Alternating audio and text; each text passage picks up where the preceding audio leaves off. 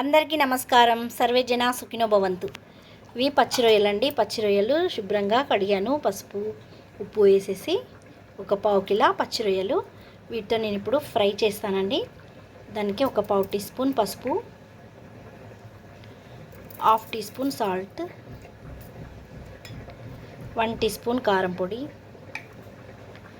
Half tea spoon చేపల మసాలా, ధనియాల పొడి, జీలకర్ర మెంతులు కలిపిన పొడి, హాఫ్ టీ స్పూన్ కొబ్బరి పొడి.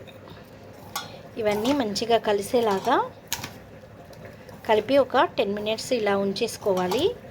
ఈ పీసెస్కు అన్నిటికీ ఈ మసాలా మొత్తం పడుతుంది. హాఫ్ టీ స్పూన్ అల్లం వెల్లుల్లి పేస్ట్ కూడా వేసి కలుపుకోవాలి. రొయ్యల ఫ్రై కోసం ఇలా ఆయిల్ పెట్టుకున్నాను. అందులోకి కాస్త ఆనియన్స్ వేసుకొని బ్రౌన్ కలర్ వచ్చే వరకు ఫ్రై చేసుకోవాలి. చూడండి, ఇలా ఆనియన్స్ బ్రౌన్ కలర్ వచ్చిన తర్వాత మనం ముందుగా కలిపి పెట్టుకున్న పచ్చి రొయ్యలు వేసుకోవాలి. ఇలా వేసేసుకొని కలుపుకోవాలండి. దీనికి మూత పెట్టొద్దు, ఇవి ఫ్రై కాబట్టి. మూత పెడితే అది వాటర్ వచ్చేస్తుంది. మూత పెట్టకుండా ఇలాగే ఫ్రై చేస్తూ ఉండాలి.